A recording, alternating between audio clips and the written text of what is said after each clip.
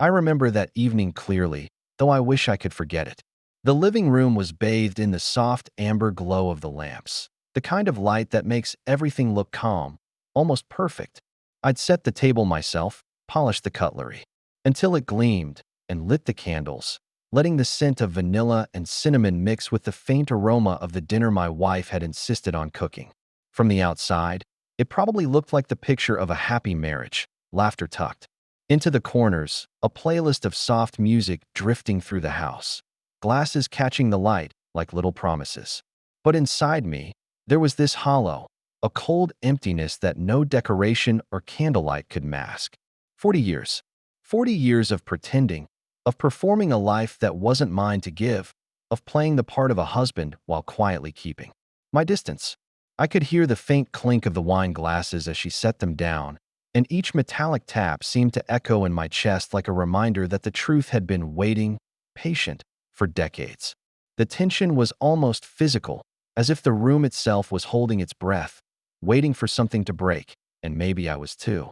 She smiled at me across the table, completely unaware of the storm brewing behind my calm expression, and I wondered if she ever suspected how empty these 40 years really were. The quiet, the smells, the soft light. They all felt like a beautiful mask I was about to tear away that I can still see that day as if it were yesterday, even though it was decades ago. The wedding hall smelled faintly of lilies and perfume, the air thick with excitement that I didn't share. Everyone was smiling, congratulating us, but inside, I was calculating, measuring, thinking about what this marriage meant for me. Convenience, security, a life that required less risk and less mess. I hadn't loved her. Not really. I had admired her practicality, her warmth, her ability to make everything seem effortless, but love? That was a foreign language to me. I remember sitting at the reception table, watching her laugh with her family, and feeling a strange mix of guilt and relief. Guilt because I knew I was taking something from her that I could never give in. Return, relief because I was comfortable, safe, and nothing in me had to change. Over the years, I convinced myself that this was enough. That small gestures, polite smiles, and keeping the house in order could substitute for feelings I didn't possess. I see now how her eyes always sought something deeper in me, something I never had the courage to offer. I remember the first time she cried in front of me, a subtle, almost quiet sadness over some trivial disappointment, and I froze. I didn't know how to respond, so I said nothing. I just existed beside her, a hollow version of the partner she deserved. Looking back, it wasn't just convenience. It was cowardice. 40 years ago, I chose the path of least resistance, and that choice had quietly built the walls that now surrounded me, walls that would soon have to crumble under the weight of truth. The morning of our anniversary started quietly, almost deceptively ordinary. I watched her move around the kitchen, humming softly, tying an apron around her waist that had frayed edges from decades of use. There was a warmth in her movements, a ritual she repeated every year, carefully setting out the table, arranging flowers she had picked herself, making sure everything felt special. She had always had this way of turning simple moments into celebrations, and I couldn't help but notice the contrast between her enthusiasm and the emptiness I carried with me. She presented me with a small gift first thing in the morning, a delicate box tied with a ribbon, and her eyes sparkled with hope, the kind of hope I'd never truly earned. I smiled, mechanically, watching her delight in the ritual of giving, and felt the familiar twinge of guilt curl in my chest. Later, she prepared our favorite dinner, the rich aroma of roasted vegetables and spiced chicken filling the air, and I could see how every detail mattered to her, how she poured herself into making this day memorable, not just for her sake, but for mine. I remember looking at her then, really looking, and realizing the full weight of the imbalance. 40 years of her loving me fully, unconditionally, while I had carried a secret that could shatter everything in a single sentence. The thought lingered in the back of my mind as we sat down to eat, my hands wrapped around the warm stem of my wine glass, heart racing as I imagined what would happen when I finally stopped pretending. She smiled, so genuinely, so completely, and I wondered, not for the first time, how someone could dedicate their life to a love that was only returned in half measures, in convenience, in polite companionship. That night, The anniversary felt like a stage set, a fragile construction of hope and history. And I knew I was about to tear the scenery down. It happened after dinner, when the candles had burned low and the soft music filled the quiet spaces. Between us, I could feel her watching me, her eyes full of anticipation, of love I had never returned in kind. I took a deep breath, the weight of 40 years pressing down on my chest, and said the words I had rehearsed in secret, the ones that would change everything. I never loved you. The silence that followed was heavier than I could have imagined. The clink of the wine glass as I set it down sounded deafening in the stillness, a metallic echo of the truth I had finally unleashed. She froze, her hand halfway to her mouth, eyes wide and glistening with disbelief. I wanted to reach out, to explain, but the explanation sounded hollow even to me. Convenience, comfort, habit. I saw her chest rise and fall rapidly, her fingers trembling against the edge of the table. My own heart pounded in my ears, a mixture of fear, relief, and a guilt so sharp it made me dizzy. She whispered my name, as if saying it could make the words vanish, and I watched the light drain from her eyes, the bright hope I had taken for granted dissolving into shock. I realized then that truth, no matter how long it waits, has the power to dismantle everything. And in that moment, I had become both the architect and the destroyer of a life I had once vowed to share with her. The moments after my confession were a blur of sound and silence, of words that shouldn't have needed saying, but had finally spilled out. She sat back in her chair, staring at me as though she were seeing a stranger in my face. Her lips trembled, and I could hear the sharp intake of her breath, each one punctuated by the quiet sobs that escaped before she could catch them.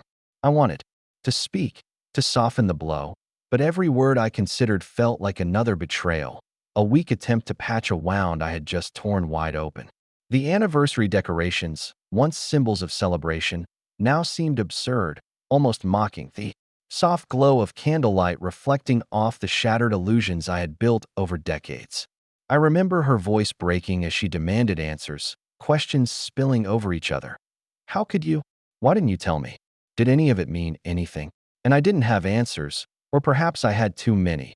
Every excuse, every justification, every quiet rationalization I had clung to for 40 years, none of it capable of softening the reality that I had lived a lie. I watched her hands clench and unclench, the tremor in her fingers betraying a storm of anger, grief, and disbelief. The house felt suddenly too small, the walls closing in on the weight of the truth, and even the soft music that had once seemed comforting now sounded cruel, a reminder of all the celebrations that had meant nothing to me. I felt a strange combination of relief and terror. Relief that the secret was finally out, terror at the destruction it had caused in the woman who had given me everything she had. Later, when the initial shock began to settle into a quiet ache, my mind drifted back through the years, replaying moments that now felt like illusions. I saw our vacations, the laughter on sunlit beaches, the quiet evenings by the fire where she shared stories of her day while I nodded absent-mindedly, my mind elsewhere. I remembered birthdays, anniversaries, even simple mornings where she would brew coffee just the way I liked it, her eyes searching mine for a spark I never truly returned. Those moments had always felt warm, comforting, like a life we shared, but now they seemed hollow, almost theatrical, performances of a life I hadn't fully participated in. I saw her face in these flashbacks, radiant with love and trust, and felt a sting of guilt so sharp it made me wince. How could I have carried on so comfortably while her heart bled quietly beside me? Even the mundane memories were laced with deceit. The way I smiled at her jokes, the way I held her hand, the way I listened while pretending to care. In hindsight, the weight of my convenience is unbearable. I was never truly there, yet she had given everything she had, filling a life with meaning that I could never mirror. And now, seeing her tears, hearing the raw anguish in her voice, I realized that every memory I had cherished as ordinary happiness was, for her, a collection of real, lived love, love I had squandered in the name of ease. The contrast between her genuine heart and my calculated detachment hit me harder than anything I had expected, leaving me to face the truth. I had spent 40 years walking alongside a woman I had never truly met, pretending, surviving, and never daring to give her what she deserved. She didn't hold back. Her voice, sharp and trembling, cut through the quiet of the house like a storm.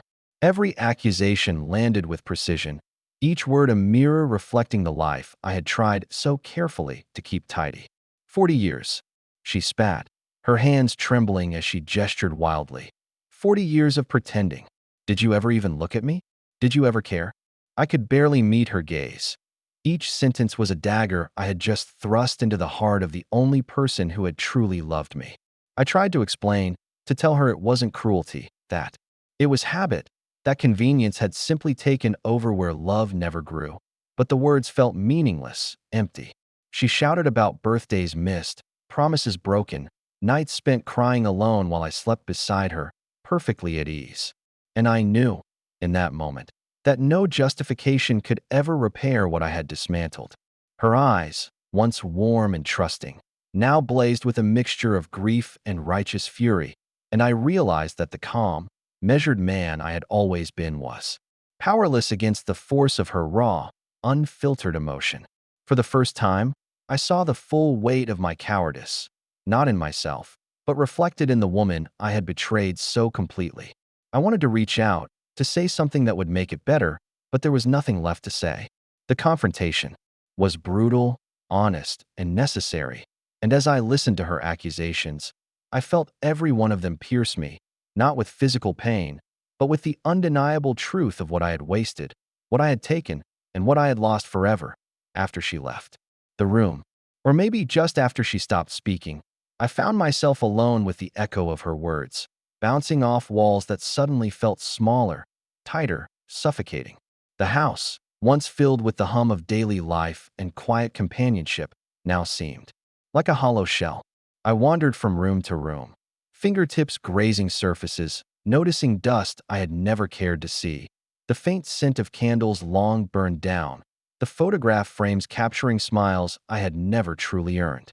I sat in the living room, staring at the fire that no longer offered warmth, and felt the crushing weight of 40 years pressing down on me. My mind raced through decisions, missed opportunities, moments where I could have changed course but chose the easy path instead. I realized that convenience had never been enough, that the comfort I sought came at the price of every ounce of her love, and now, staring at the empty spaces around me, I felt it in full isolation. There was no comfort in this reflection, no solace in the acknowledgement of my own cowardice. Even memories that once felt benign now mocked me. The laughter, the quiet talks, the shared mornings, all hollow, all built on a foundation I had never reinforced with truth or feeling. I wondered if she would ever forgive, or if forgiveness mattered at all. And in that silence, I began to understand the true cost of living a life in half-truths, the unbearable loneliness of finally facing yourself, unshielded, unprotected, and fully aware of the damage you've done. She didn't scream, didn't beg, didn't linger in the way I expected. Instead, she moved with a quiet, unwavering resolve that cut deeper than any anger could. I watched her pack a small bag, her movements deliberate, controlled, every action measured as if reclaiming pieces of herself that I had ignored for decades. Her eyes met mine for a brief moment, not with accusation this time, but with clarity, strength, and a sense of finality I had never witnessed. I felt powerless, stripped of control, watching the woman who had given me everything take the first steps toward a life that didn't include me. She didn't need my permission, my approval, or my apologies. She simply asserted her existence, her dignity, in a way that left me staring after her, realizing too late the depth of what I had lost. The sound of the door closing behind her echoed like a verdict, reverberating through the hollow spaces of the house, through my hollow heart. I saw her strength not as a threat, but as a reflection of everything I had failed to nurture, failed to honor, failed to cherish. And in that quiet departure, I understood, with brutal clarity, that she was reclaiming the life I had taken for granted, leaving me alone with 40 years of convenience, 40 years of pretending, and the unshakable knowledge that I had squandered. What real love had looked like right in front of me. Time passed in a blur, though it felt painfully slow. The house remained the same, yet everything inside it had changed. I walked past her empty chair at the dining table, past the photographs, That once captured smile she had shared so freely, and felt a hollow ache that wouldn't leave. 40 years of convenience had led me here, alone with memories that no longer brought warmth, only the sting of regret. I thought about her laughter, her unwavering devotion, the quiet way she had filled our life with love I had never returned. And I understood, too late, that love isn't something you can borrow, substitute, or conveniently keep at arm's length. It's a living, breathing force, and I had starved it, ignored it, and taken it for granted. I could replay every moment, every gesture, every small kindness she had offered me, and still, the truth remained. I had never loved her the way she deserved. The silence in the house became unbearable, a constant reminder of the life I had dismantled and the person I had failed to be. I realized that no apology, no explanation, no attempt at reflection could undo what had been lost. 40 years of pretending had ended in emptiness, and I was left to sit in the quiet aftermath, haunted by the vivid, painful clarity of my own failure. The bitter closure was simple, cruel, and absolute, a life spent with someone I never truly loved, watching them move forward without me, while I remained, finally confronted by the full weight of my own choices.